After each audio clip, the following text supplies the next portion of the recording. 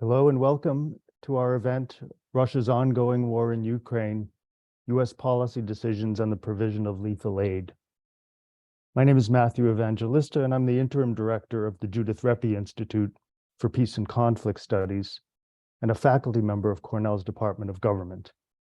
Before I introduce the event, I would like to acknowledge the co-sponsorship of the Institute of Politics and Global Affairs and the invaluable assistance of Dr. Priyanka Chakravarti, Mavis Amegador, Askali Chutan Singh, and Linnea Sunti in making the event possible.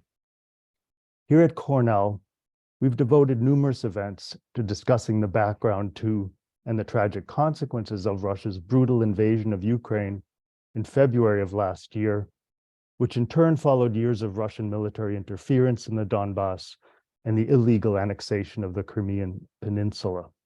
Our discussions have involved a wide range of participants from Ukraine, Russia, many other countries, experts from several disciplines, observers and victims on the ground, students and faculty from Ukraine here at Cornell. This event is unusual for us in two respects. First, the degree of expertise and knowledge of US government policy regarding this issue. Our main presenters, Dr. Eugene Fishel and Dr. Yaropolk Kulchyckyj, are both people with extensive experience in several branches of the US government, dealing with Russia, Ukraine, and Eurasia, and substantive matters such as foreign and development aid. My colleague, Professor Bryn Rosenfeld, who has also worked in the US State Department, will provide comments on their presentations. The second respect in which it is unusual is that despite their backgrounds, none of the presenters will be representing the US government or speaking for it. Instead, they are scholars presenting their research, which inevitably benefited from firsthand knowledge of some of the events. So let me give you just the briefest of introductions, as is our custom, and we'll post fuller biographies in the chat at the beginning of their presentations. Eugene Fishel is author of The Moscow Factor, US Policy Towards Sovereign Ukraine and the Kremlin. And in addition to his government position, is a distinguished fellow at the Center for Security Policy Studies at George Mason University. He will examine four key Ukraine-related policy decisions across two Republican and two Democratic administrations and ask whether, how, and under what circumstances Washington considered Ukraine's status as a sovereign nation in its decision-making regarding relations with Moscow. Yaropolk Kulchyckyj will base his remarks on his doctoral dissertation from the Johns Hopkins University School of Advanced International Studies on US foreign policy decision-making, the Obama and Trump administration's decisions regarding lethal aid to Ukraine, 2014 to 2017. Professor Bryn Rosenfeld of Cornell's Department of Government is a specialist on Russia, Ukraine, and the former Soviet space. She's a principal investigator of the Russian election study, a long-running academic study of Russian public opinion, and a former editor at the Washington Post's Kulchyckyj blog, where she edited more than 70 articles on Russia, Ukraine, and the war in 2020. Her prize-winning book, The Autocratic Middle Class, although published before the 2022 invasion, provides valuable insights into the barriers to popular opposition to Vladimir Putin and his wars. Let me make one final remark before we start.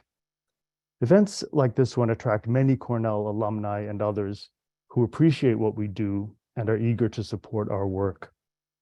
Nevertheless, I declined the Alumni and Development Office's request to put a big red donate button on your screen.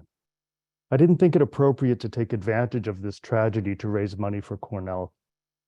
If you're feeling generous, however, and want to support academic work, we would urge you to support the Kyiv School of Higher Economics, or if you want to provide aid for war victims, we could suggest the World Central Kitchen, which supplies food to people displaced by the war. We'll provide some links in the chat. And by the way, the Kyiv School also has a list of organizations to which you can donate. Thanks very much for being here. And now I'd like to turn the floor over to Eugene Fishel for his presentation, please. Thank you so much. A real pleasure to join you. I appreciate the invite and the opportunity to speak. It's great to see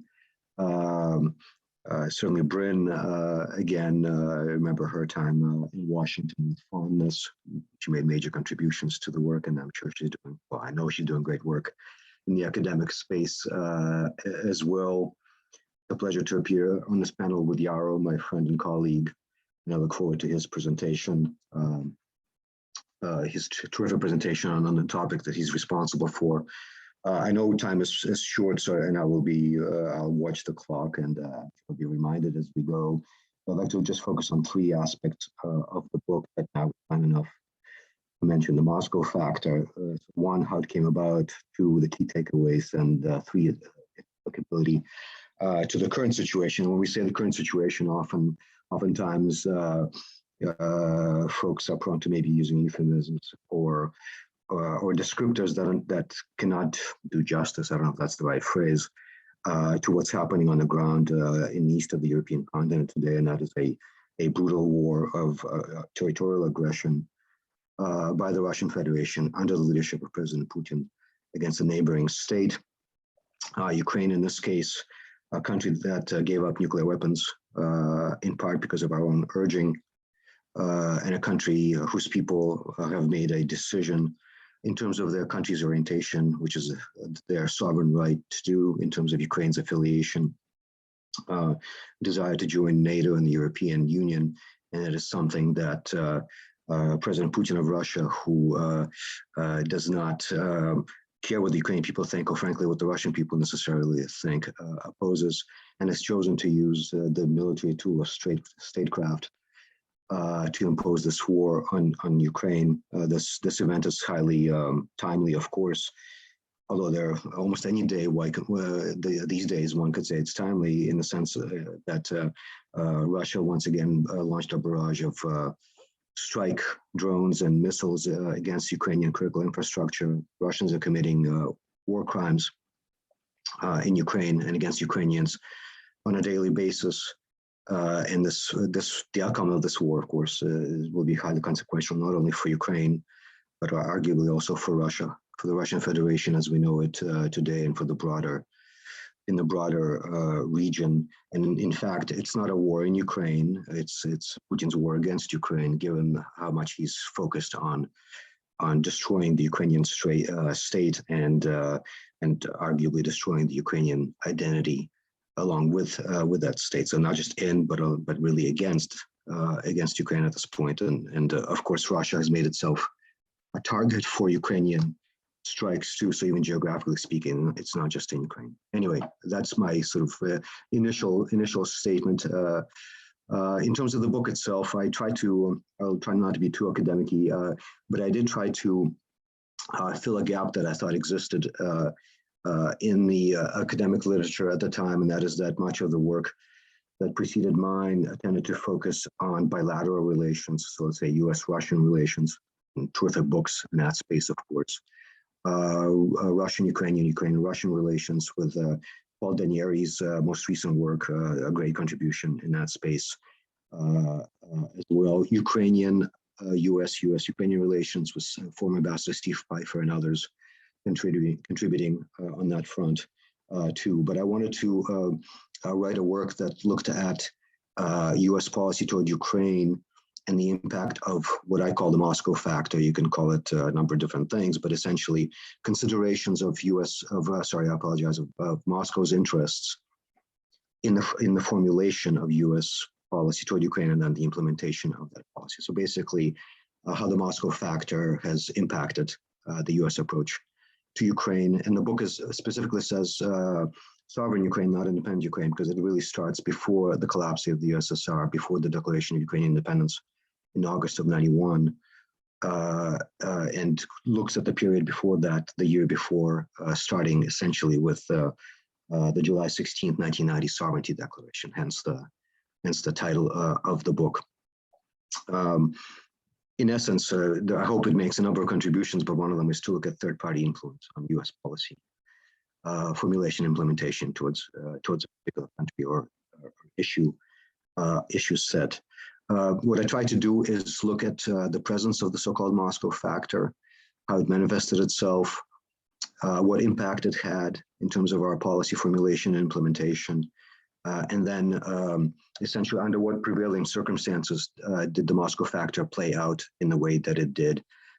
So without dwelling too much on this aspect on the independent variables, I looked at things like the congressional posture, the diaspora posture, any given administrations, and this, it happened to be 2 Democratic and 2 Republican, any given administrations focus on domestic issues, prioritization of domestic issues over foreign policy issues, competing foreign policy issues, because obviously we have interests all over the world. And so this was an important issue set, but certainly not the only one. Kiev's performance in the context of US policy interests, Moscow's performance in the context of our interests, et cetera, et cetera. There were some others, policy champions, aspects like that. So that was, I tried to develop it in that sense so that it could be potentially used as a baseline for the study of other subsequent administrations. I did try to leverage a range of issues, including the increasing volume of declassified, I should say not unclassified, but declassified information, and to sort of sprinkle it throughout the book. More of it, of course, was available for the earlier case studies. The 4 case studies specifically that I looked at had to do with the administrations of George Herbert Walker Bush, President Clinton, William J. Clinton, normally known as Bill, and then George W. Bush, and of course, Barack Obama, President Obama as well. And I looked at not just the administrations, but specific decision points within those administrations. And that is in the case of Bush 41, it was the decision, the issue of recognizing Ukraine's independence from the Soviet Union. For Bill Clinton, it was and they were not exactly aligned with the administration because the denuclearization issue started under Bush 41 as well. But for Clinton, focus case study especially was the denuclearization issue pertaining to Ukraine. For Bush 43, it was the Orange Revolution, the series of protests in response to fraudulent presidential elections in 2004 and into 2005. And in the case of Barack Obama, it was the non-decision to provide lethal assistance to Ukraine, even in the context of the 2014 invasion of Ukraine by Russia. And just as a reminder, this war started in 2014. What happened in February 22 was a major escalation. But Russia was already in Ukraine in 2014, and it hasn't left, at least not yet. So something to keep in mind. So I had those 4 case studies, and of course, at the end of the book, I did a cross case comparison to tease out some of the major takeaways. So let me give you an example of those because time is short. So just one example for each case. So in the first case, the issue of recognizing Ukraine's independence, the Bush 41 administration focused, very much focused, I think the evidence is clear, on the preservation of the USSR, driven particularly by President Bush's personal relationship with then Soviet leader Gorbachev. The idea was that we could pocket the benefits of Gorbachev's more inward-looking policy, but we did not seek the USSR's collapse. I think we, at that point, arguably lacked an understanding of what the Soviet Union was and wasn't. It was very much an empire full of captive nations who had their own aspirations. And we lacked imagination in terms of pocketing the collapse of Soviet communism, but also highlighting our principles in terms of democracy and rule of law and other such good things, and allowing the nations that were captured in the Soviet Union to become free and move forward. That was not a priority of the administration. And so the Moscow factor, whether Russian or Soviet, it was Soviet at the time, played a major role in that regard. And by the way, Putin's claims, President Putin's claims nowadays that he makes many ahistorical claims. But one of them is that we worked to collapse the Soviet Union. We sought the USSR's collapse. It's simply not true. And in terms of the second case, Ukraine's This is the case in terms of denuclearization, both Bush 41 and Clinton, but especially the Clinton administration. It was clear that Ukraine's interests in terms of security were dismissed, were subsumed, were not really seriously considered. And these concerns were not notional. After all, it wasn't Putin. Putin was not the first Russian leader to question Ukraine's borders and territorial integrity. It was actually Yeltsin, the great Democrat, supposedly, who questioned Ukraine's territorial integrity shortly after Ukraine's declaration of independence in August of 1991. Arguably, Bill Clinton's special relationship with President Yeltsin, Boris Yeltsin, as described in Strobe Talbot's excellent book, The Russia Hand, reference to President Clinton. It was that personal relationship that drove much of the Russia policy and consequentially much of the Ukraine policy, which was a function of the Russia policy, and that arguably was a mistake. In terms of the third case study on the Orange Revolution, you may be surprised that I included it. It's a bit of a different case study because the executive branch, the Bush 43 administration, was very much a cheerleader, and more than a cheerleader. I don't want to suggest that it was only rhetorical in terms of supporting Ukrainian democracy, but that occurred only after, and I think I document that well, but you be the judge, but only after it became clear that the old regime, which carried out the fraudulent elections, would not succeed in its efforts. Before that, the Bush 43 administration was very careful not to blame Moscow for what was transpiring in Kyiv, even though Putin at that point very clearly came out on the side of the regime-favored candidate Yanukovych, Viktor Yanukovych, and blatantly interfered in the Ukrainian electoral process. But we never called out Russia in that regard, and that arguably had perhaps taught Putin and others in the Kremlin in Moscow all the wrong lessons. In terms of the fourth case study, and I'm going to begin to wrap up,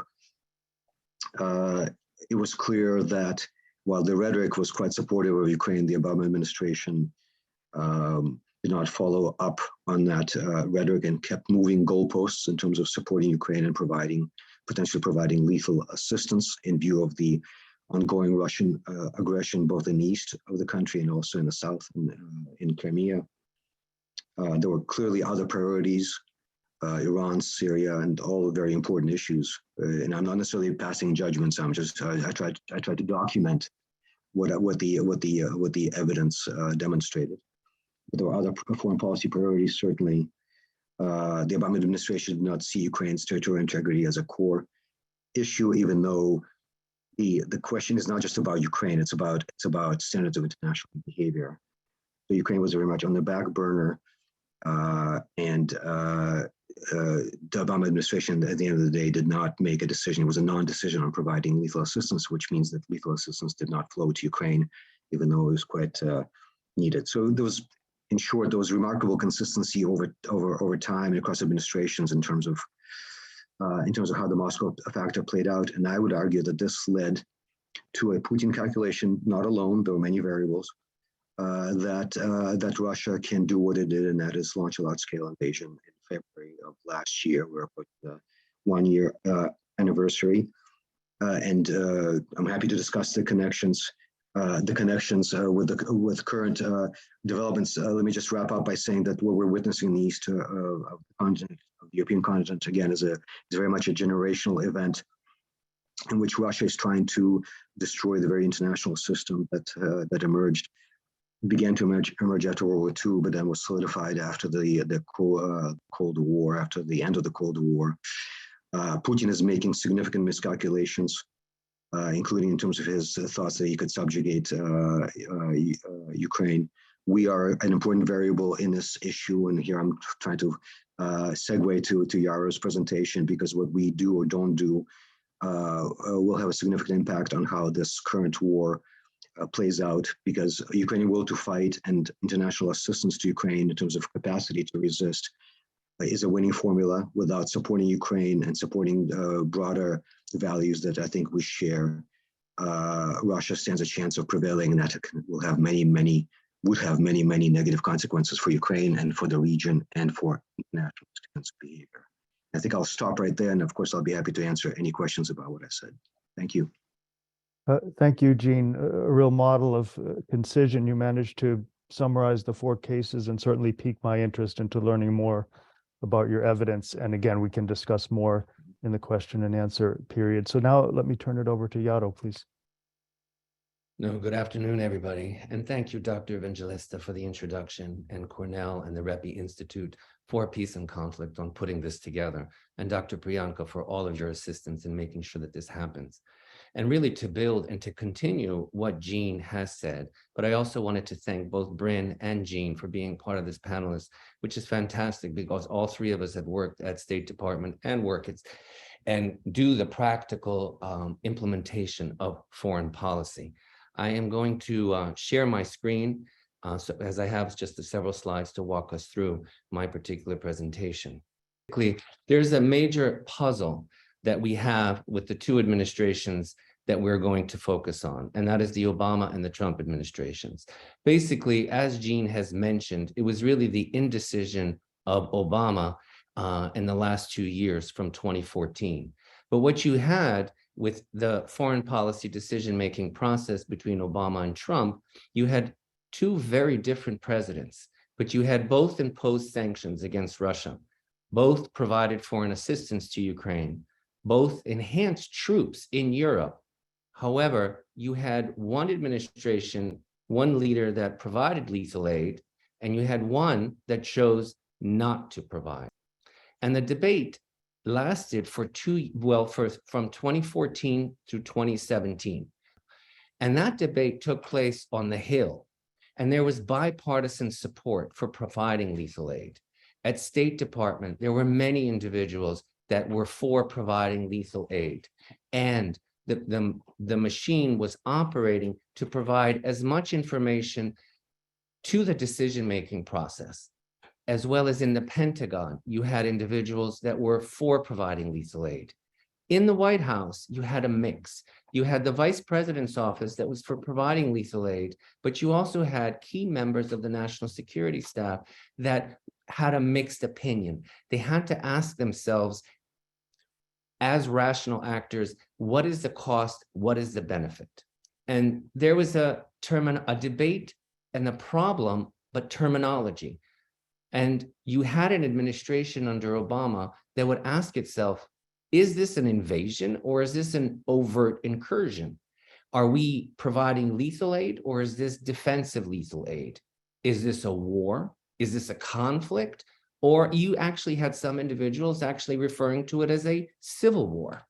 So to understand how foreign policy decision-making is done, there are 4 key components. One has to identify the problem, search for an alternative, choose that alternative, and execute that alternative. And there are different types of leaders. There are rational actors where there is a choice, and that choice is a decision, but not an output of a particular action or a bureaucratic model. And that rational choice is based on options, consequences, and costs and benefits. Next slide. And then the other type of actor is either organizational behavior or governmental politics. And that is where you had fractured power. You have no single strategic master plan, as well as you have a diverse conception of national, organizational, and personal goals. As we know, Obama was definitely a rational actor. And with all the fraction that was taking place in the White House, we definitely know that the Trump administration and Trump himself based decisions from his own personal decision-making process. So you take those type of actors and you ask yourself, what are the determinants that influence that decision-making process?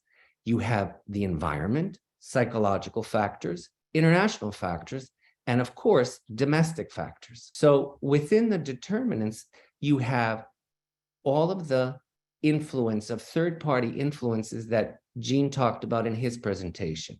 You have advisors in the White House, National Security Council advisors, NSC staff, foreign policy, State Department, Department of Defense, Treasury, intelligence community, US Congress. The psychological factors, the type of actors. You have Obama that was definitely a poly-thinking, collective decision-making actor. You also had Trump that was very much a command central thinking individual. And you have to take into consideration the international factors. Both presidents were dealing with war on terror, war in Afghanistan. Obama entered the office in basically inheriting two wars. You also had the situation with Russia, NATO, and the European Union. And of course, as presidents of the United States, one has to deal with the domestic factors. You have public opinion, gun control, electoral politics. And of course, with Trump, you have trying to get reelected. And with Obama, you had 2 years left till the end of office. So a legacy. Does one want another war to provide to the next administration? And this is where you build on the knowledge process. How each one of these actors used the government to inform themselves in making a decision. Obama, as a polythinker, was definitely read briefs and reports. He consulted with staff. He called regular interagency meetings, and he engaged think tanks and NGOs to get as best his opinion as possible.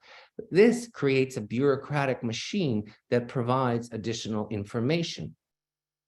Trump did not believe in reading briefs. He did not believe in the intelligence community's reports. It was very much a top-down and a central command environment. And also the interagency during the first couple of years was very much a close hold of three individuals. It was the Secretary of State, it was the Department of Defense Secretary, as well as the National Security Advisor. So basically, what's very interesting about these two presidents and their administrations is pivotal years that influenced their decision process during their president-elect years. Taking a look at Obama, 2008 was a very pivotal year. You had United States declaring Kosovo's independence in February. You had President Bush's and Secretary of State Rice's travel to Kiev in late March in preparation for the NATO summit, where Bush asked the NATO ally members so that Ukraine and Georgia would receive membership access to NATO. You had in May the change of the guard between Putin and Medvedev. In August, you had the invasion of Georgia in South Ossetia and Abkhazia. And then at the end of the calendar year, you had a security pact signed with Iraq for the reduction of our forces in Iraq, as well as Secretary of State Rice's speech at NATO in Brussels. In 2016, what you had that were very informative in the decision-making process of Trump and his administration is the assignment of Manafort as his campaign manager, him announcing in April that NATO is obsolete. In July, during the Republican convention, somehow the party is softening the language of their position towards Ukraine and removing the assistance of lethal aid to Ukraine. In August, Trump declares that Crimea is really Russian because everybody speaks Russian there. And then you also have the assignment of General Flynn as his first national security advisor, and then Madison Tillerson as Secretary of State Defense. So then what you have is exactly what Eugene talked about, is how does one perceive Ukraine? Obama looked at Ukraine as Ukraine is not part of NATO. It's really in Moscow's interest, as he has said at numerous times. And also, to be very clear, that it's really in their interest. And he rarely mentioned the Budapest Memorandum, which, as Eugene has mentioned, kind of provided some sort of a US interest in ensuring security and stability and territorial integrity within Ukraine. The Trump looked at Ukraine as a very corrupt country. He didn't care if they joined NATO. He considered them all as speaking Russians as Russians, and that it was really Europe's and Russia's issue. So then assessing that particular problem. Obama looked at it as a violation of international law, territorial integrity, sovereignty, a regional power, that Russia was a regional power, and that Europe should definitely be more engaged. Trump looked at it at the problem as inability to negotiate with Putin and Russia, that it's more Europe's problem than the US's. And the Secretary of State Tillerson informed Trump that you really can't negotiate with Russia because of the situation in Crimea. So the choice, as we go from the onset, Obama basically had 2 years to make a choice. He didn't want to provoke. He sought consensus, and he believed that whatever assistance would be provided would lead to escalation dominance, that whatever the US would provide, Russia would counter. And he did not want the US to become a co-combatant. So he gathered information, he used the interagency community, and it was collective decision-making. But at the end of the day, after 2 years, he left the White House without making a choice, leaving a trail within the bureaucracy of the organization for a choice to be made under the Trump administration's first year in office as an output. You had Mattis that traveled out to Ukraine in August that basically said defensive weapons are not provocative. And also in July of that year, you had Ukraine's President Poroshenko that arrived and said, let's make a deal, a business deal to a businessman, and provide lethal aid, in particular javelins, to Ukraine. And then also you had Trump asking his key individuals, did Obama provide lethal aid? And the answer was no. And then he would say, yeah, so you know what, if he didn't do it, maybe I can do that. So Obama did not want to put US boots on the ground. He definitely applied scalpel sanctions, which was a new tradecraft applied by the State Department, where we worked in tandem with our European Union partners.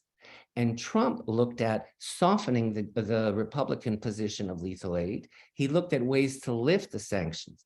But it was the organizational model that was already put in place during the last 2 years, from 14 to 16 under Obama, that did not allow really Trump to lift the sanctions and pass the CAATSA at a Senate vote of 98-2 to ensure that sanctions would stay in place. So you ask yourself the objective. Obama wanted to provide humanitarian aid, but he also wanted to provide a sense of semblance in Europe, but he also wanted to provide Putin the path to rejoin the community of nations. Whereas Trump definitely wanted to ease relations with Putin and Kremlin, and he wanted to change the role and purpose of NATO and include a heavier counterterrorism component. Now, Obama's choice to rejoin community was definitely evident at the onset, because in 2008, with the invasion of Georgia, it was really in 2009 that the United States assisted Russia in joining the World Trade Organization after it already invaded Georgia. So the lethal aid that was requested were javelins, and it's an anti-tank missile. Yes, it's categorized as lethal aid, but as Secretary Mattis said after his trip, I mean, is it defensive lethal aid or is it offensive? Is one shooting a tank just on the attack, or is one shooting the tank because someone is attacking oneself and being defensive? The benefits for the Obama administration was that there was no clear benefit for the security of the state of the United States to get that involved. Trump, on the other hand, looked at it as a business deal to develop a dependency for javelins, increase arms sale, and also say, Obama didn't do it, so I did it. And the cost for the Obama looked at his administration as another possible war with a nuclear state. And yet Trump looked at it as additional time for Trump before he could meet and negotiate deals with Russia and Putin. So you had completely different presidents. You had the puzzle of one providing aid, one not providing, one making a choice, one choosing not to make a choice. Irony that the Obama administration's indecision was the wrong decision, but for the right reason. And yet at the end, you had Trump's administration made the right decision for the wrong reasons, leading us to this day dealing with a global situation that the Institute is addressing with this particular panel discussion. And with that, I conclude, and I thank everybody for your attention, and I open up the floor for questions as well. Thank you. Thank you so much, Yaro. A really fascinating discussion of the role of presidential politics and personalities. We're pretty much on schedule, and we will have time for questions. Please put them in the Q&A. But before we turn to that, we're going to listen to some reactions from Professor Bryn Rosenfeld.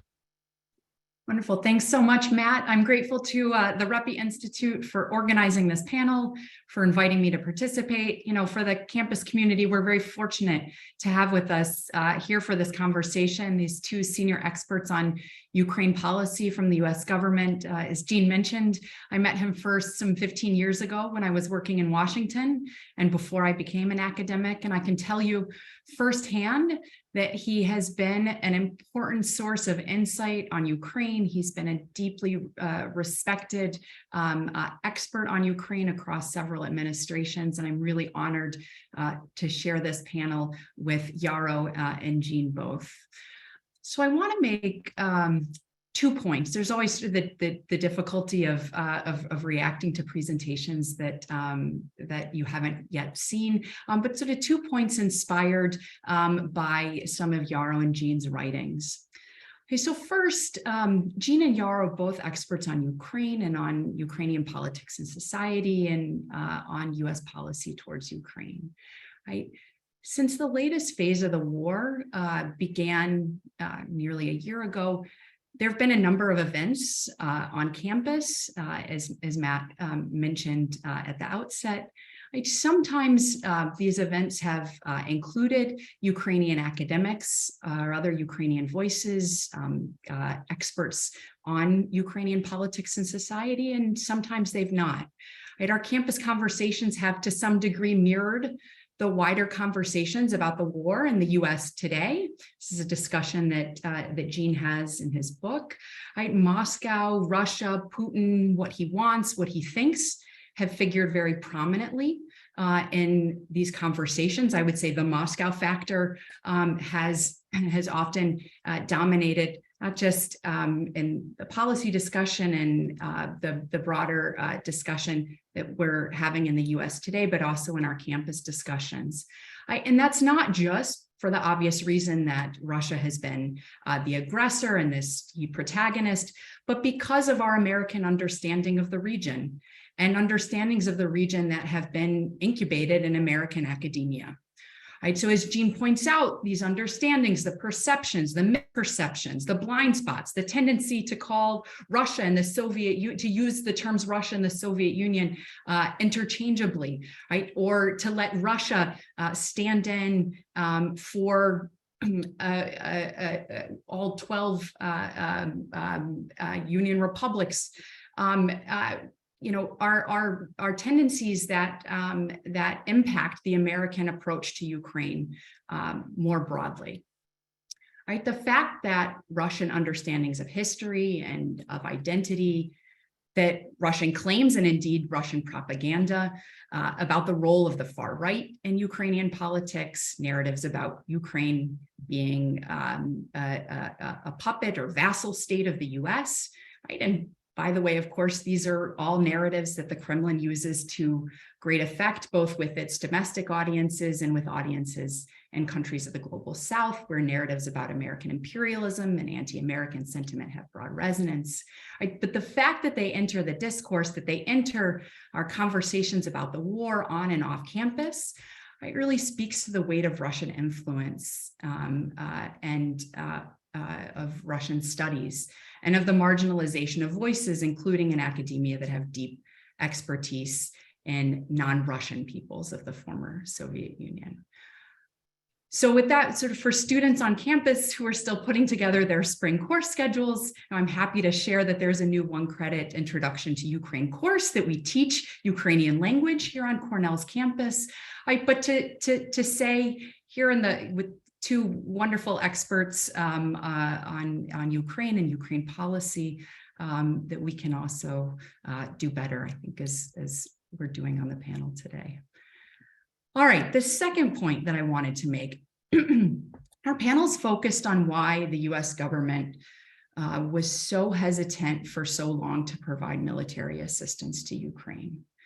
Right? And one answer, as we've been discussing, has to do with the perception, right, that a mistaken US foreign policy approach on arming Ukraine could invite confrontation with Russia, could lead to further militarization of the situation and escalation in the conflict, or since 2014, as you've heard today, was really an irregular war that was already occurring in eastern Ukraine. Right, so there are three explanations for the war that's been ongoing since 2014 and for Russia's February of last year full-scale invasion. So one of these, it is the inevitable clash between great powers, right, or balance of power, as it's sometimes discussed. The second is US foreign policy mistakes, right? Precisely the kind that policymakers were worried about as they considered providing Ukraine lethal assistance. And a third, which I want to emphasize today, and this is an area in which I myself am an expert, is Russian domestic politics. All right, so the first, balance of power or clash of great powers explanations, right, suggests that as Russia became more powerful, as it sought to at least promote an image of its return to great power status, that this kind of confrontation was inevitable. I don't think we should be persuaded by this explanation.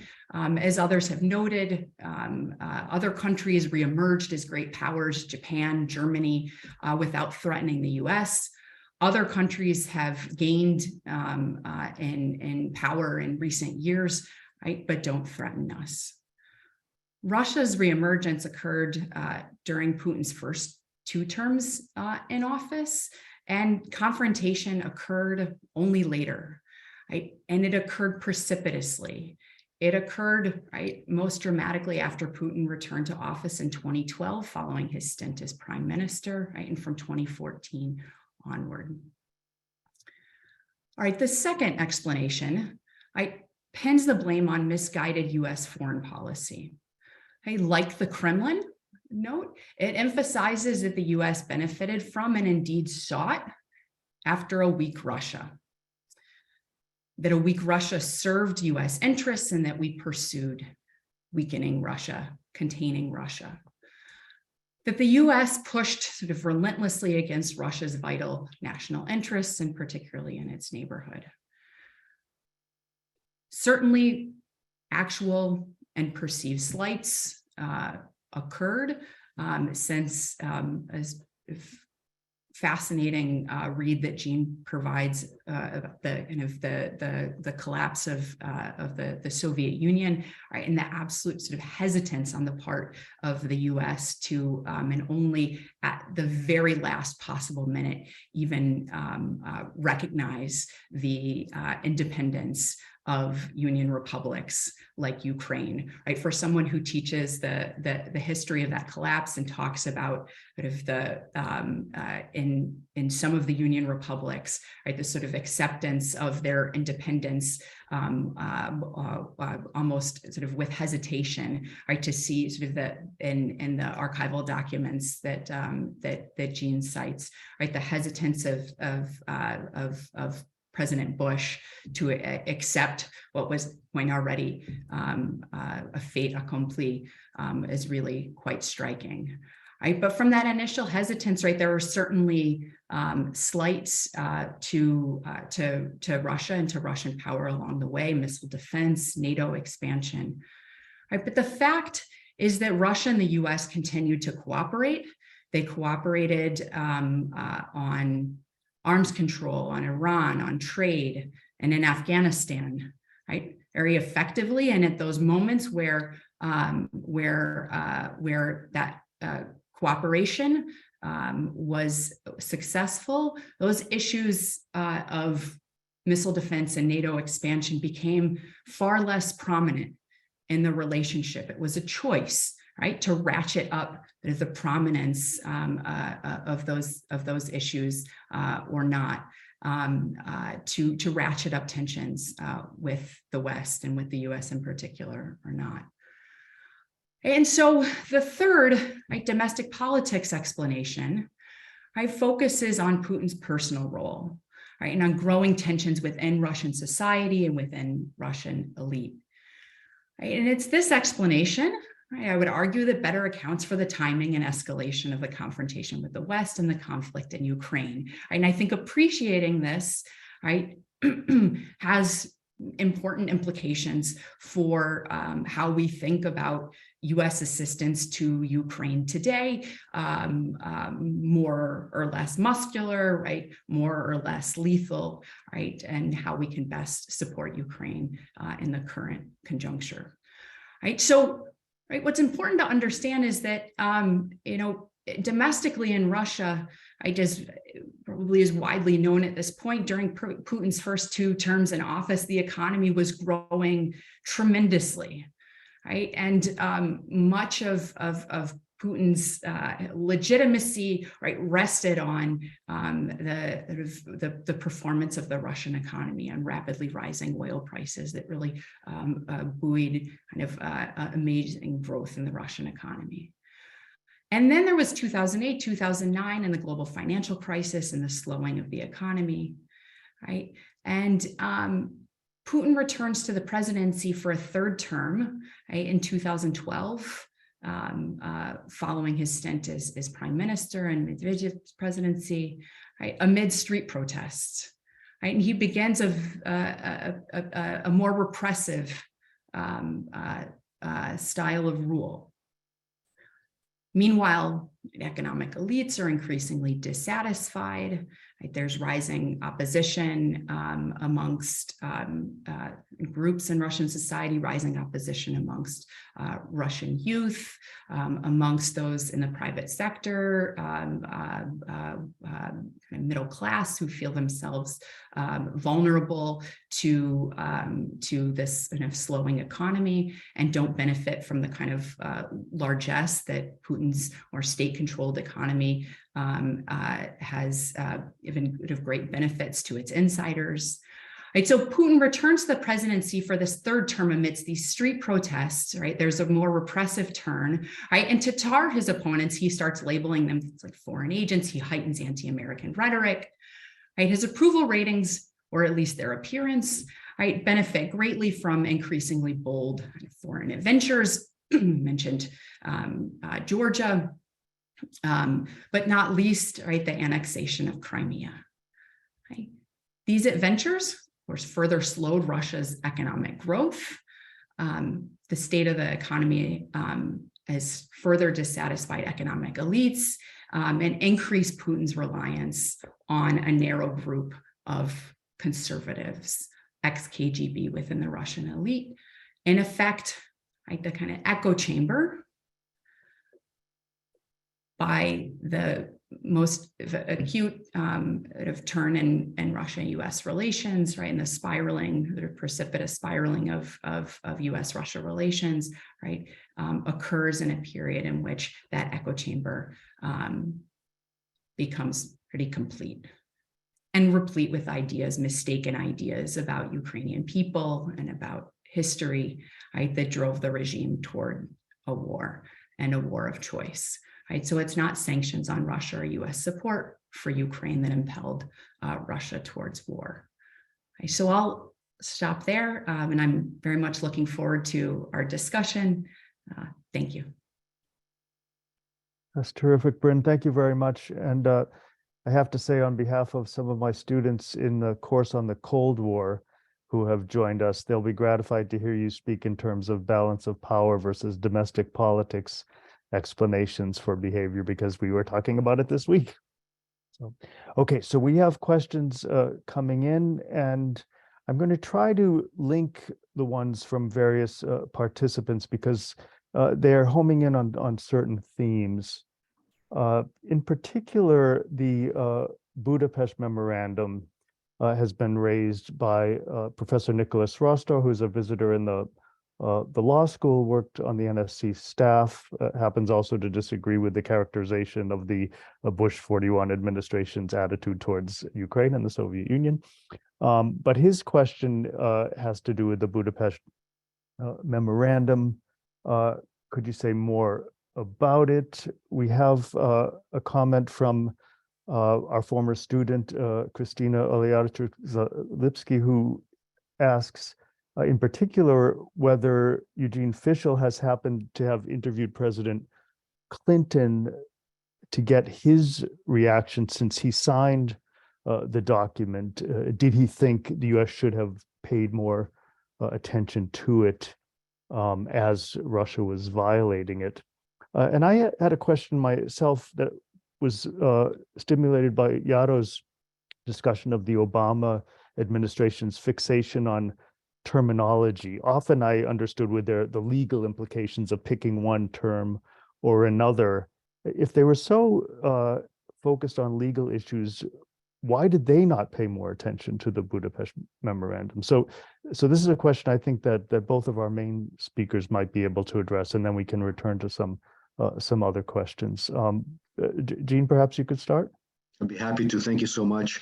I too enjoyed Bryn's comments as well, and if we have time, I'll build on those too, very briefly, of course. So first of all, in terms of the visiting professor that you have, thank you for your service on the NSC staff, and I suspect elsewhere as well. Some of my fondest memories of service in government over the more than 3 decades at this point were at the White House, whether at the NSC or the Vice President's office. Very important work that counts for at least twice as much time a year. There can be 2 years elsewhere, given the time pressures and everything else. So again, thank you for your service. I fully respect your disagreement on the characterization of the Bush 41 approach. Again, this was not normative. I'm not necessarily judging, though I have my views. I think the archival evidence, including expressed concerns about the forces that, as the administration perceived it, were tearing the USSR apart, speak volumes, as do the conversations that have been declassified with both Gorbachev and Yeltsin, in which the president went out of his way to support Gorbachev's vision for moving forward and was very hesitant to make sure that Yeltsin did not misinterpret his words to suggest that he would be in favor of the union's collapse. But anyway, that's it can be part of the debate and a healthy discussion. I'll just point to the evidence that I presented in the book.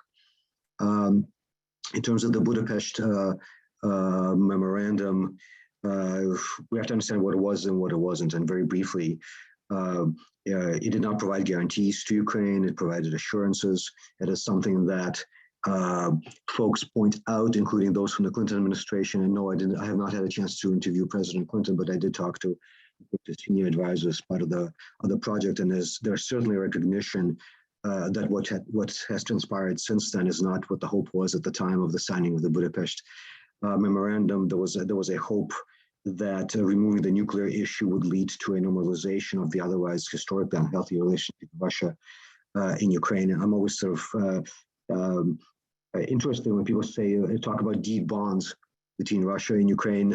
It's true on some level, but these are the bonds between the imperial center and the colony. So it's something to keep in mind as well. I also argue that while the assurances were not guarantees, the assurances are not nothing either.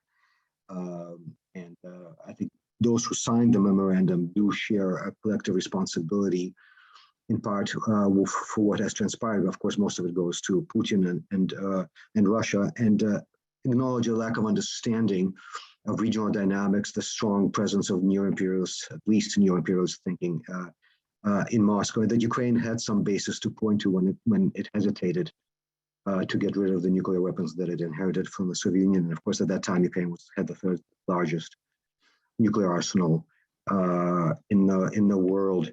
In terms of, well, I'll stop right there because I think Yaro might have other things to say as well. Thank you.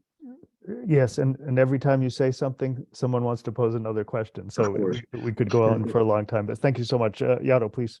No, thank you. And Gene, exactly. It's the terminology of assurance and guarantee. And the Budapest Memorandum is exactly a memorandum, not a treaty. But I think first and foremost, really to echo what Gene said in his presentation is during Bush 41, the number one foreign policy at that time during the dissolution and the fall of the Soviet Union was the denuclearization. As Gene just said, Ukraine became the third largest country, to have nuclear weapons. And that was a major concern. And it goes to what Brian and Gene and I have said, is that perception and understanding of Ukraine, and that influence. So number one was denuclearization and ensure that those weapons would be removed. Now, you had the onset of the Clinton administration. So you had President Clinton, who had a very strong relationship with Yeltsin, as well as the United States had a relationship similar to what Brent said. Just because it was Russia, they looked at it also as the Soviet Union, because they had relations with those particular individuals. So they worked very closely with Russia. And for more information, because I don't want to drag it out, an excellent book is really Ambassador Pfeiffer's book, The Trident and the Eagle, because he was instrumental in putting together the Budapest Memorandum. And in that particular book talks about really the formulation, the implementation, and Ambassador Pfeiffer was also one of the third individuals that was walking the corridors of the National Security Council, trying to get lethal aid during the Obama administration to Ukraine. So those administrations are in a lot of ways held accountable because the Budapest Memorandum gave hope to the Ukrainian people, and the Ukrainian people cited, and still do sometimes, and unfortunately, they laugh at it, but it's the Ukrainian and the Slavic will to be resilient and to look forward and not to give up. And it's that will of the people that is making the war a war, because everybody thought that Russia would win. Everybody thought that Russia's army was much stronger, but yet it's the Ukrainian people that are showing to the world that it didn't take 3 weeks. I mean, it's going to be a year now. So I'll leave it at that. Thank you. Okay, thanks. So I have another set of questions.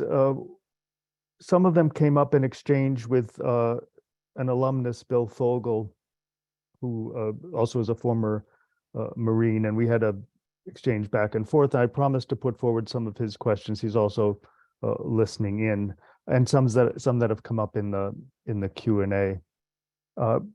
They basically center around what U.S. interests are at stake here, and to some degree questioning whether U.S. commitment to Ukraine's defense is in the U.S. national interest, is in the interests of the NATO alliance. So almost a take that says, well, we can understand why the previous administrations didn't react more forcefully, because maybe they didn't see this issue as a core issue for U.S. security, something like that.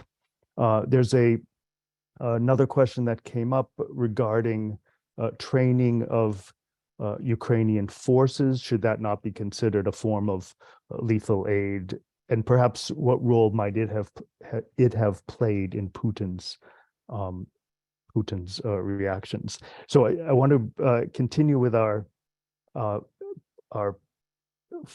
format of having you answer as scholars rather than as representatives of the U.S. government. What were the perceptions of the United States officials about what was at stake in Russia's interference in Ukraine? Should this be, in their view, such a high-level national security issue? Let's put it that way. Thank you. Just very quickly, if I may start, and thank you again for emphasizing, of course, Matt, that I'm speaking here, and I think Yaro as well in his academic capacity, and same for me as well, both in terms of the George Mason affiliation and someone who teaches at Georgetown, and not in my official capacity. So I think how one, and thank you for those questions, of course, how one perceives our interest depends on how one answers this question, depends on one's view of U.S. leadership in the world, the extent to which we should be involved in other places, including Europe, the extent to which international standards of behavior matter, and the extent to which Putin has only limited neo-imperial ambitions, or maybe they may be broader. I raised that last point because, in my view, certainly Putin would not stop with Ukraine.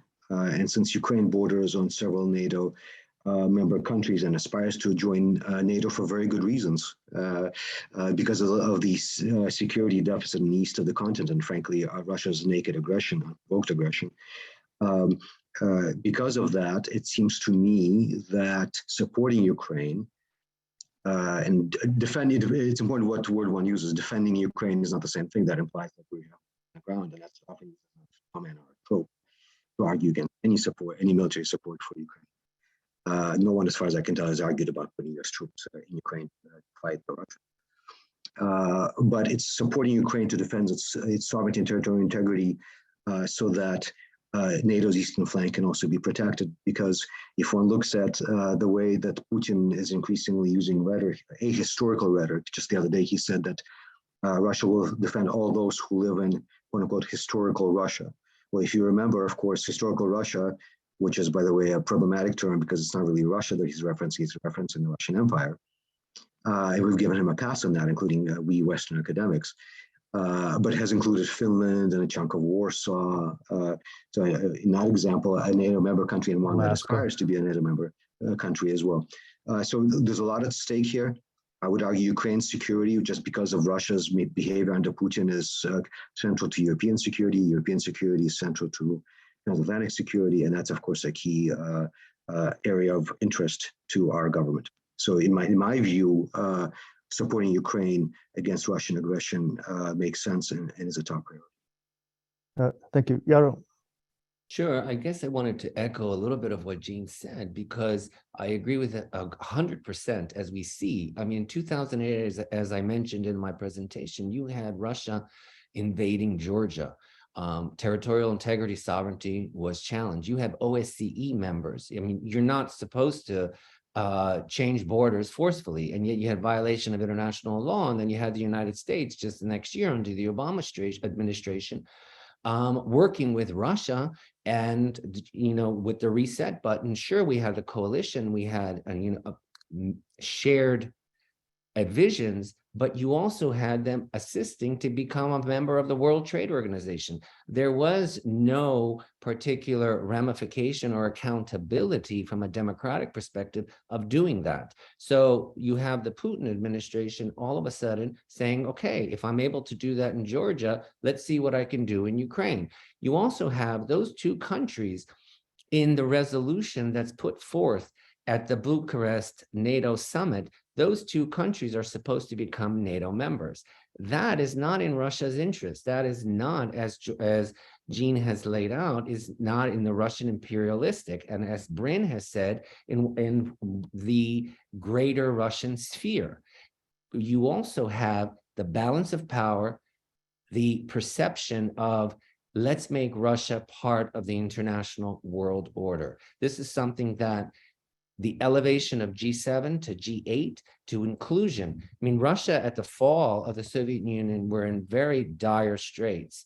And during the Yeltsin administration, Russia basically lost face globally, because why was the whole world so much afraid of this power? And yet there have bread lines within countries. And then you have the change of administration, you have Putin, but you have Putin challenging Ukraine in early 2000 at the Tuzla Islands right outside of Crimea. And you had Kuchma, at that time president, run in and negotiate with Putin to stop that territorial interference.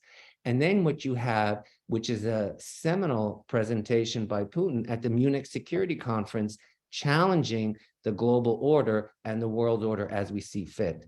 But to answer the question, should training of military officials be considered lethal aid? Ukraine was one of the first countries to sign the Partnership for Peace membership, to become that partner within NATO in 1994, whereas you had NATO training the military, and it was basically, as we see since from 2014 to present, that training has assisted the Ukrainian army to be much better prepared to fight and to put up the strength against the aggressor as we see today. Over.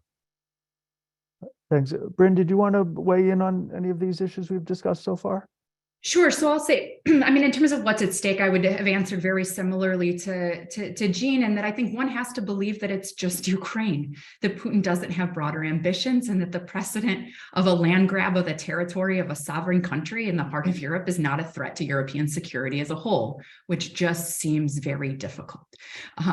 When Putin says in his speech, you know, on the eve of the war, that these are facts about history and about Ukrainian statehood and the statehood of other, you know, non-Russian peoples that are such common knowledge that they hardly bear repeating. He's in fact engaged in a sleight of hand.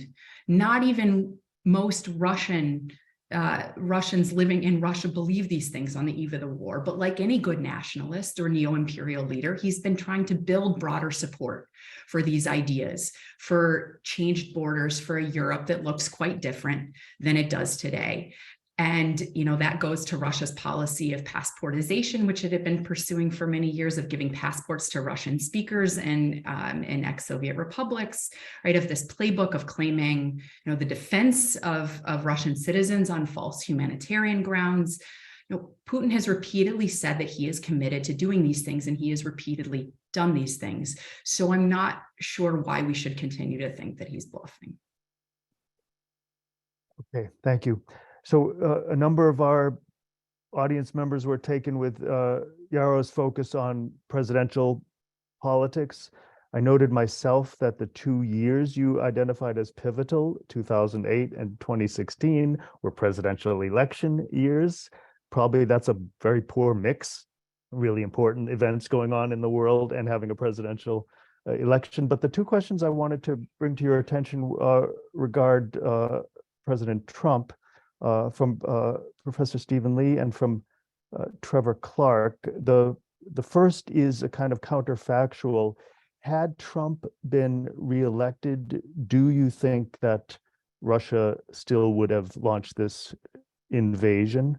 And the other is, did you uncover any connection between the hack of the Democratic National Committee email and Trump's attitude towards Ukraine, towards Russia's intentions, and so forth?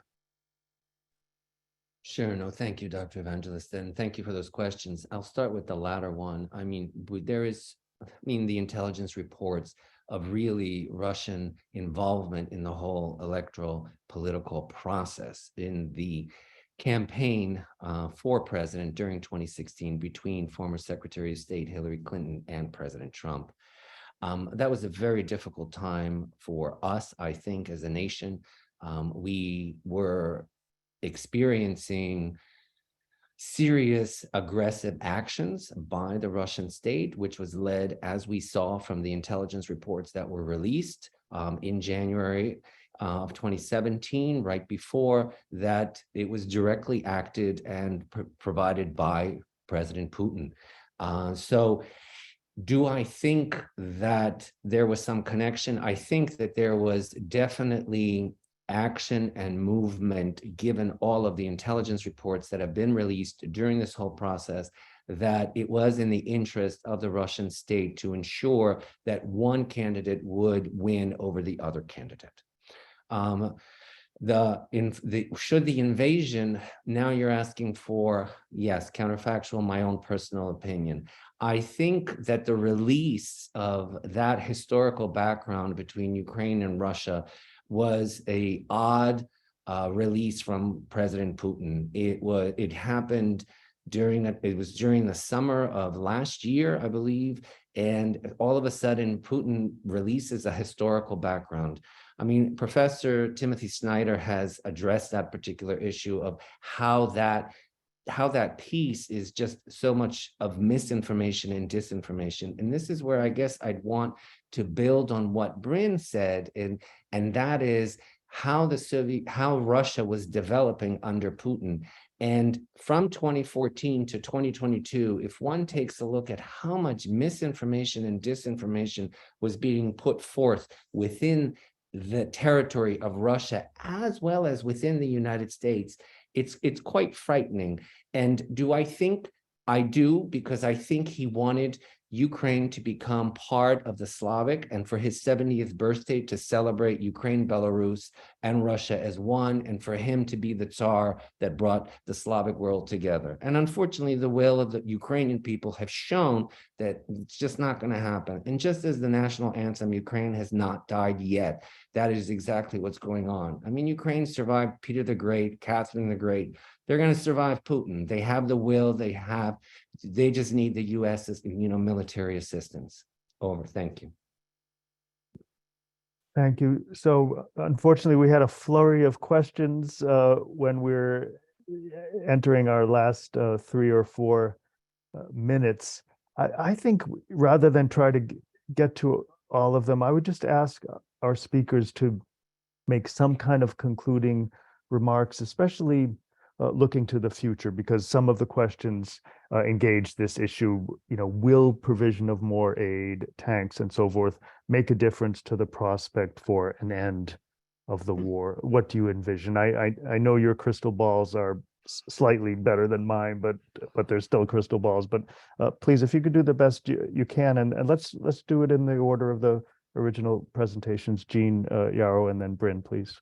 Thank you so much. Happy to do so. I think what's transpiring, as I referenced before, in the east of the European continent is quite significant. I mentioned generational event, but it's a challenge to U.S. policy on a number of levels. One of them is to understand better what the regional dynamics are. Both Bryn and Yara referenced this important aspect. Part of the understanding has to be that this is, in some ways, this is still the ongoing collapse of the USSR and the imperial center trying to fight back, to reclaim the initiative, to convince neighbors near and far that the Russian narrative has some basis. Very little of it does, historically and otherwise. Frankly, we need to understand that this is that perhaps one way to look at it, one way to frame what's going on, is sort of the post-colonial aspect, something that's not readily considered, because both of these countries, Ukraine is entirely in Europe, Russia partly in Europe, and it's not something that so the imperial and colonial aspect we don't consider usually outside of the global south or elsewhere, but not in the geographic center of Europe. That frame is there, it's apt, it's important, and this is going to be a challenge for US policy going forward, because there's so many principles directly connected to the outcome of this war that I suspect Ukraine will win with the support of the international community. Ukraine must win, because the alternative would have so many damaging consequences near and far. I'll stop right there. And thanks again for this invitation and the opportunity to speak. Thanks so much. Yaro, please. No, thank you. And I agree with Gene. I mean, Ukraine will win. It's an existential war. I mean, you have really the fight. I mean, former security advisor Brzezinski said it the best, Ukraine with Russia is an empire without it ceases to be an empire. But this is a chance for world order to be redefined, just as we're at the end of World War II, when we created the structures, the multilateral structures to assist that this would never happen again. I mean, there is a debate. Did we do that again at the fall of the Soviet Union? But as we see, we really didn't. The world order didn't change. We wanted Russia to be part of the world order as we wanted to see fit within the democratic principles. We elevated them. We included them in the multilateral organizations, and yet they caused a war in Chechnya. They destroyed, they killed, and war crimes with intent that still need to be investigated. So this is really a chance for the international community to once again really assess the needs and redefine world order and create multilateral organizations where Russia is accountable. You can't have a permanent member of the Security Council with a war, conducting a war. You can't have the aggressor causing war crimes and not being accountable. So I do agree that this is an existential war. Ukraine will win. And I'll leave it for Bryn. Thank you. Thank you. Yeah, Bryn, as they say on NPR, you have 30 seconds, but Ukrainian victory, what does it mean for Russia? And you get the last word, whatever else you want to say. Thanks. Yeah, so a Ukrainian victory, right? The victory of pro-democratic forces on the Maidan has always meant, a great deal to Russia. It's arguably one of the reasons why Putin went to war in the first place. The Ukrainian example is just pivotal here. So I'll leave it at that. Thank you, everybody. Really outstanding discussion, and thanks to the many people who joined us remotely.